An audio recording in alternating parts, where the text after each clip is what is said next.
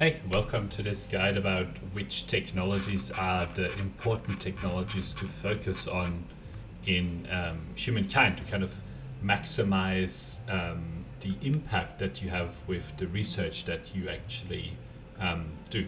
So, for example, you might think that the most important thing is to just boost science yields as much as possible, right? But let's say that only half the technologies you actually need, while a way to sort of double your science yields is by just focusing and prioritizing on the most important technologies and researching those, then you only need half the science yields, right? So it's a really good way to eke out another advantage over the AI, where you can know which technologies to pick, whereas the AI sort of randomly researches all the technologies. So what we'll do in this guide is we'll look at each of the eras, and we'll talk about some of the most important technologies to focus on that impact the game in a big way. So yeah, starting with the ancient era, calendar is one of the most impactful early technologies because of the artisan quarter. These give you a lot of extra stability across your empire, as well as money yields to help you fund, for example, an early war. So calendar is a really important technology early on. The other technology that's really important is the fishing, because it unlocks the harbor, which is one of the best districts that is available in the game, or one of the best quarters in the game, because if you put it down in an area with coast, it actually gets you the yields not only from the adjacent tiles, but from tiles within a 2 range, right? And you can get something like 30, 40 food out of them, especially if you pick some religious tenants, for example, that help boost the food on ocean as well as lake tiles. The other important technology in the ancient era is actually organized warfare, because it provides this use reinforcements where you can have nearby armies reinforce others in a war, as well as providing the battering ram, which is a really important unit to be able to tear down walls or palisades in the early game. And the AI loves building those quite often. Now, moving on to the classical era, philosophy is one of the most important texts in the game. Not only does it give you another city cap, it also unlocks the research quarter, which is the main way that you'll actually gain science in the game, and it also unlocks a really important science infrastructure, so the school, where that boosts your research quarters quite a bit. The other thing that's really important here is craftsmanship, because it unlocks the charcoal kiln, which boosts your maker's quarters. It's one of the few industry infrastructure that's actually usually worth building. And of course, the high furnace and a few others are also worth building, but this will provide you a lot of industry in the early game. Standing army unlocks the swordsman, which is a very good sort of early game unit that you can use both offensively as well as defensively. And also the imperial power here unlocks the commons quarter, which is one of the key ways that you can actually build as many districts or quarters in a city that you want, by just using sort of a one commons quarter, and then build whatever quarter you want adjacent to each one, and then building building out a commons quarter sort of every second tile around that, and sort of just building that out so you make sure that the commons quarter is always surrounded by whatever quarter that you are trying to build. Now, in the medieval era, the theology technology again provides an additional city cap. Feudalism is actually a really important technology as well, because it adds an additional food on tiles producing food. And in the early game, population is actually most of that's the main way that you actually get most of your science as well as money yields, because the research quarters are just not quite good enough at this point in the game to really produce a huge amount of science. Seafaring Mastery unlocks the cog, which is really probably one of the only or the earliest units that you can actually use to go and explore the deep ocean. All the other ones get destroyed fairly quickly. So if you're playing in a game that has at least another continent with some other empires on it, it's a really good way to meet them and be able to start trading with them. The Great Fish Market is actually a really good piece of infrastructure as well, because of that money per naval trade route. So if you have lots and lots of naval trade routes, this is a really good piece of infrastructure to build.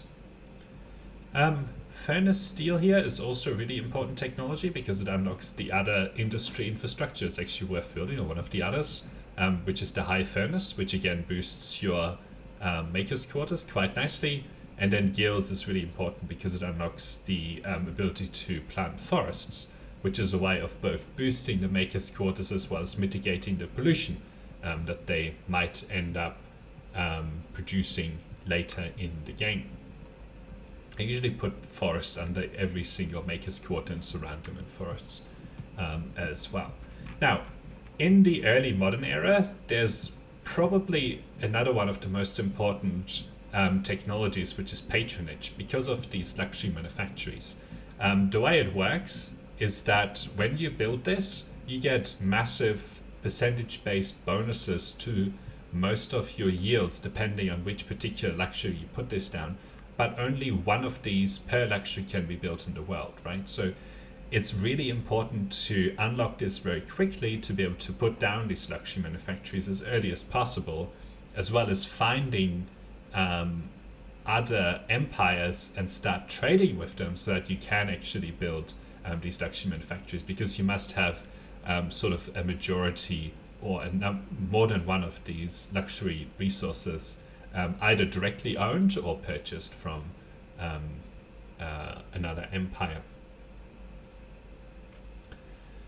The other one that's really important here is supply lines, because it adds an additional city cap. Sort of an honorable mention goes to some of these carracks, for example, because this can just move around the ocean in whatever way that you want, and it also gives you an additional slot in each army.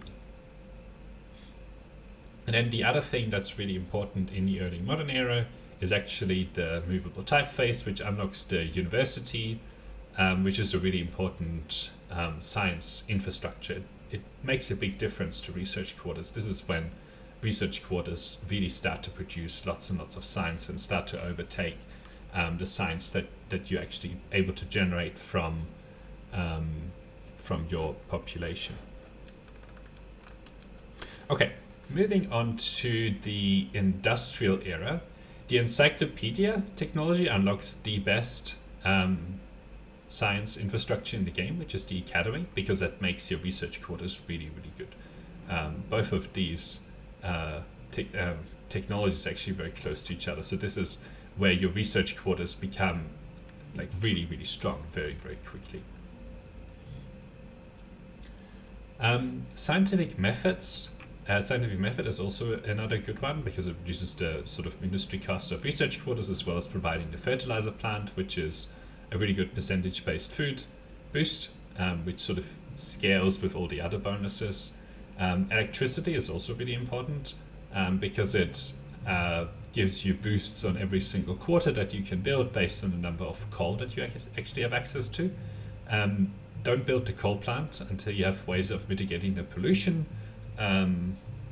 It's actually one of the ways that you can ruin your stability in your cities is by building this coal plant.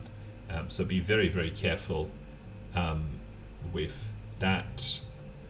The other one that's really good here is microbiology, because of this +1 stability per population on all cities. So if you've been building harbors and you've picked a good religion, you'll actually have a lot of population, maybe 50 or 60. So this is just a free boost to your stability, which gives you like the ability to build many additional quarters in your cities without sort of going below 100% stability and incurring penalties to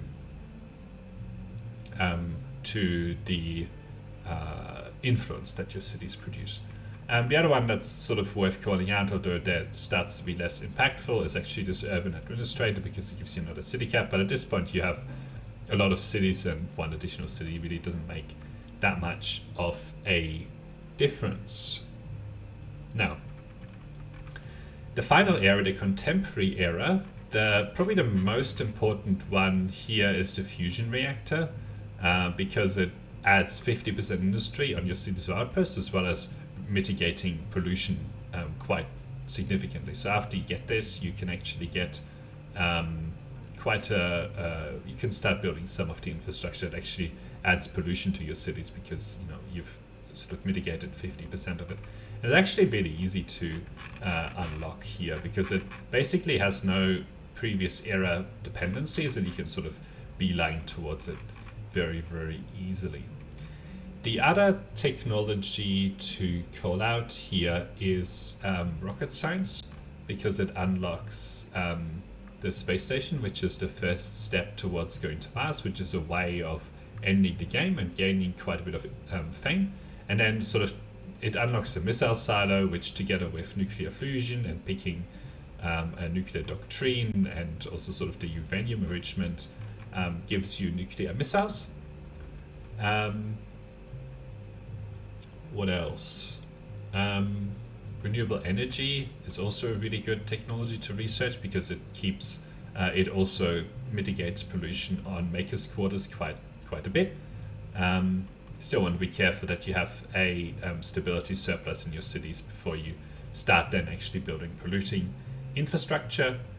And then the sort of last thing to call out here is a lot of these endgame technologies like space orbital, exosuit, military laser, and neuroimplant actually give you quite a bit of fame. So there's actually about 1200 fame that's sort of in these late game technologies, which can make a big difference to you winning the game or losing the game. So yeah, that's a summary of the important technologies in the tech tree. Now, I'm sure that there are some technologies that that are still good that I haven't mentioned. So if you want to let me know about those in the comment sections, that would be really cool.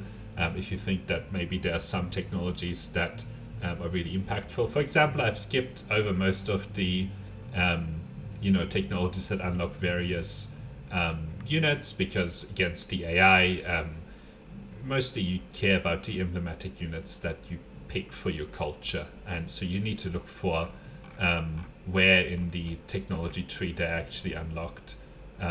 So for example, let me find an example. So guerrilla warfare here is gives you this particular emblematic unit, and you sort of see that through these sort of laurels that are displayed on the side of it. But units are actually not that impactful late in the game, because you have you're either really far behind the AI, or you're really far ahead of the AI, and it doesn't matter which particular units you build. You're either not going to win, or you're going to roll over the AI. And the AI also tends to declare fewer roles as the sort of game progresses, because you're starting to trade with them and all that sort of stuff, which is a way that war actually has a big impact on the economy. So overall, early on you want to focus on techs that give you extra city cap.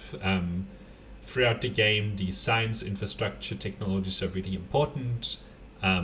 Probably the most important technology to remember is the this patronage technology, because of the way luxury manufacturers work and how impactful they are in the game. And science and makers' quarters infrastructure, sort of early to mid game, is quite impactful and really important to focus on. And then sort of in the end game, there's some key technologies that unlock certain win conditions, like rocket science. There's lots of fame at the end of the tech tree, as well as ways to mitigate pollution, which technology helps with a lot. So there you go. Thanks for watching. And until next time. Bye.